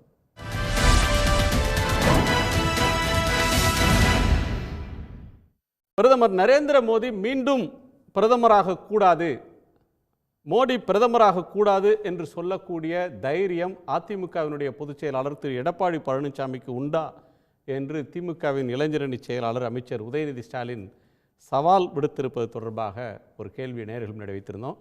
நேயர்கள் சொல்லியிருப்பது அதிமுகவை சீண்டுவதற்காக இப்படி பேசுகிறார் என்று 22% பேரும், மோடி எதிர்ப்பை தீவிரமாக்குவதற்காக இவ்வாறு பேசுகிறார் என்று 46% பேரும், இது தேர்தல் நேரத்து ஆவேசம் என்று 15% பேரும், அதிமுகவுக்கும் பிஜேபிக்கும் இடையே மோதலை உருவாக்குவதற்காக என்று 17% பேர் கருத்து தெரிவிச்சிருக்காங்க. அந்த நேயர்களுக்கு நன்றி. இது நிறைவு பார்வை. திரு கோட்டீஸ்வரன், உங்கள் நிறைவு பார்வை. சார், என்னோட நேரம் ஐயா பாமக வேட்பாளர் நிறைய எடுத்துக்கிட்டாரு. அதாவது அவர் பேசின ஒரு சில விஷயங்கள்லாம் உண்மைதான். ஆனால் அந்த கேள்விகளுக்கு பதில் 2024 வராது, 2026 வேணால் மக்கள் பார்ப்பாங்க. இந்த தேர்தல் நான் முழுக்க சொன்ன மாதிரி பாராளுமன்ற உறுப்பினர் யார், அதன் மூலமாக யார் பிரதமர் வராருன்ற மாதிரி தான் தேர்தல். அதே மாதிரி எனக்கு முன்னாடி பேசும்போது எப்பொழுதுமே எல்லாம் வளர்ச்சின்னு சொல்லிட்டு தான் இப்போ போய் பிஜேபியில் சேர்ந்துருக்காங்க. ஒரே ஒரு சின்ன ஒரு உதாரணம், விமானத்தில் வந்து போகிறவங்களோட எண்ணிக்கை வந்து 35,000 50,000 ஒரு நாளைக்கு. அந்த நம்பர் வந்து ஏறாமலே இருக்குது ஒரு 7-8 வருஷமாக. குறிப்பாக சொல்லணும்னா 5 விமான நிலையங்கள், அதாவது ஏர்லைன்ஸே மூடியிருக்காங்க. டெக்கன் சார்ட்டர்ஸ், டார்போ, மேகா ஏர்வே, ஏர் ஒடிசா ஏவியேஷன், ஹெரிட்டேஜ் ஏவியேஷன். ஏன் இதை சொல்கிறேன்னா, உண்மையிலே ரொம்ப நாடு வளர்ந்து சுபிக்ஷமாக இருந்ததுன்னா இதெல்லாம் வந்து 2 மடங்கு ஆயிருக்கும். இது எதுவுமே ஆகலை. நான் முன்னாடியே சொன்ன மாதிரி வாழ்வாதாரத்துக்கும் வியாபாரத்துக்கும் வந்து ஏகப்பட்ட பிரச்சனை இருக்குது. இதை சரி செய்யலை. இன்னொன்று, பாராளுமன்ற உறுப்பினர் ஆனால் அதிகமாக திட்டம் வரும்ன்ற மாதிரி சொல்கிறாங்க. ஏன் எய்ம்ஸ் மதுரை கட்டுறதுக்கும் பாராளுமன்ற உறுப்பினர் ஆகிறதுக்கும் என்ன சம்பந்தம்னு எனக்கு தெரியல. உண்மையிலே தமிழ் மீதும் தமிழர்கள் மீதும் உங்களுக்கு அக்கறை இருந்தால் ஒரு மருத்துவமனை தானே, அதை கட்டியிருக்கலாமே. அதை கட்டுறது கூட உங்களுக்கு நேரம்லாம் இதற்கும் பாராளுமன்ற உறுப்பினர் ஆகணுமா? அதே மாதிரி சென்னை எலிவேட்டட் மதுரவாயில் போர்ட்டு, ஐயா பொன் ராதாகிருஷ்ணன் அமைச்சராக இருக்கும்போது அங்கே நிறைய ஆய்வுலாம் நடத்தி நாங்கள் கட்டி முடிப்போனாரு. இன்னி வரலாம் அந்த திட்டம் வரல. அது நேஷனல் ஹைவேஸ் தான். அந்த திட்டம் ஏன் வரல? அப்போ இது மாதிரி நிறைய விஷயங்கள் பண்ணுறீங்க. மெட்ரோ ரயிலுக்கு ஏன் பணம் தரல? இன்னைக்கு அண்ணாமலை போய் ஓட்டு கேட்குறாருல, அப்போ பாரதிய ஜனதா கட்சிக்காரங்க ஓட்டு கேட்குறீங்களா? அப்போ மக்களுக்கு உண்டான திட்டத்துக்கு பணம் எங்கே? தூத்துக்குடியில் போய் ஓட்டு கேட்குறீங்களா? வாழ்வாதாரம் பாதிக்கப்பட்டவங்க இப்போ அந்த வெள்ள பாதிப்பில் பட்டாங்க, இப்போ பணம் எங்கன்ற அந்த கேள்வி வரல. இது எதுவுமே சொல்லாமல் திமுக மீது இருக்கிற விமர்சனத்தையோ அதிமுக மீது இருக்கிற விமர்சனத்தை ஒன்றியே பேசிட்டு நீங்கள் பாரதிய ஜனதா கட்சி பிரதமர் மோடி அவருக்கு தான் ஓட்டு கேட்கணும். கடைசியில் அங்கே தான் போய் சிக்குவீங்க எல்லாருமே. இப்போ இந்த ட்விட்டரில் வந்து இந்த கருத்து கணிப்பு வந்து முதல் 2 விஷயமே வந்து பார்த்திங்கன்னா இந்த அரசியல் நேரத்தில் இந்த தேர்தலுக்கு உண்டான விஷயம் பிரதமர் மோடி அவர்கள் மீது இருக்கக்கூடிய அந்த எதிர்ப்பை வந்து அதிகரிக்கிறதுக்கு, அதனால தான் அந்த மாதிரி தான் மக்கள் வந்து ஓட்டு போட்டிருக்காங்க ட்விட்டரில். நன்றி திரு மனோகர். எங்களை பொறுத்தவரை நம்ம மதுக்கடைகளை பற்றி சொல்லும்பொழுது சூர்யா அவர்கள் இந்தியா முழுவதும் மதுக்கடைகளை மூடணும்லாம் சொன்னார். நான் வந்து கடந்த நாடாளுமன்ற தேர்தலின் பொழுது கனிமொழி அம்மையார் கடந்த சட்டமன்ற தேர்தலில் தமிழகத்தில் தான் இளம் விதவைகள் அதிகமாக இருக்கிறார்கள் என்று எடப்பாடியார் ஆட்சியை வைத்து குற்றம் சாட்டினார். திமுக ஆட்சிக்கு வந்தால் மதுக்கடைகளை மூடுவோம், மது ஆலைகளை கூட மூடுவோம் என்று மரியாதைக்குரிய சகோதரி கனிமொழி தான் தமிழகத்திலே பிரச்சாரம் செய்தார். அந்த அடிப்படையில் இன்றைக்கு இளம் விதவைகளுடைய எண்ணிக்கை இன்னும் அதிகமாகிக் கொண்டு தான் இருக்கிறது. எனவே தான் அந்த மதுக்கடைகள் மூடப்பட வேண்டும் என்று சொல்லுகிறோம். மரியாதைக்குரிய கொங்கு வேளாளர் கட்சியினுடைய தலைவர் ஈஸ்வரன் அவர்கள் சின்னத்தை பற்றி எல்லாம் சொன்னார். தமிழ் மாநில காங்கிரஸை பொறுத்தவரை 2015 இருந்து தொடர்ந்து நீதிமன்றத்தின் மூலமாக தேர்தல் கமிஷன் மூலமாக அவர்கள் சொன்ன வழிமுறைகளை எல்லாம் கடைபிடித்து தேவையான ஆவணங்களை எல்லாம் ஒப்படைத்துத்தான் சைக்கிள் சின்னத்தை இன்றைக்கு பெற்று இருக்கிறோம். எனவே இது மோடியை ஆதரிப்பதனால் கிடைத்ததல்ல. இந்த சின்னம் எங்களுக்கு இருக்கின்ற தேர்தல் கமிஷனுடைய வழிமுறைகளின் அடிப்படையிலே 3 தொகுதிகளிலே போட்டியிடுகிறோம். அந்த அடிப்படையிலேயும் இந்த சின்னத்தை நாங்கள் பெற்றிருக்கிறோமே தவிர மோடி கூட்டணியில் இருப்பதனால் அல்ல என்பதை முதல்ல அவருக்கு தெரிவிக்க விரும்புகிறேன். ஒட்டுமொத்தமாக மீண்டும் 3வது முறை மோடி தான் ஆட்சிக்கு வருவார். அதில் எந்த மாற்றமும் கிடையாது. இந்த தேர்தல் களம் என்பது தேசிய ஜனநாயக கூட்டணிக்கும் திமுகவுக்கும் இடையிலே நடக்கின்ற தேர்தல் களமாகத்தான் இருக்கும் என்பது. நன்றி நன்றி திரு ரவி.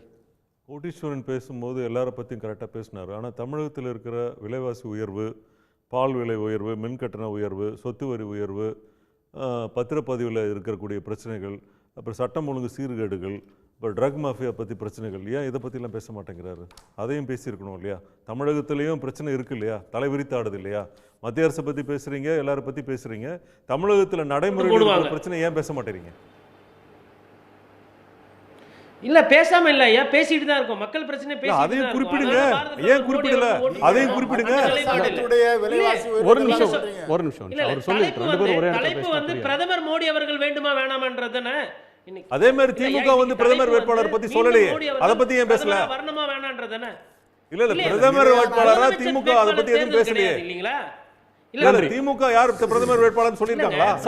நன்றி சார், நன்றி சார். ஒரு நிமிஷம் இல்லன்றது அப்புறங்க சார். நீங்க ஒரு நிலையான ஆட்சி தர முடியுமா சார்? ஐஎன்டிஏ கூட்டணி முடிக்கட்டும் சார், முடிக்கட்டும் சார். முடிகிற நேரத்துல புது விவாதத்துக்கு போகலாம். இல்ல நீங்க மோடியை பத்தி சொல்றீங்களே, அந்த வாதத்தை ஐஎன்டிஏ கூட்டணி யார பிரதமர் ஆக்க போகுது? அதுக்குள்ள ஏன் முடிவு? மோடி வேணாம், யார் வேணும்? யார் வேணும் சொல்லுங்க. சரி, நீங்க எதுக்கு சார் முடிவு பண்றீங்க?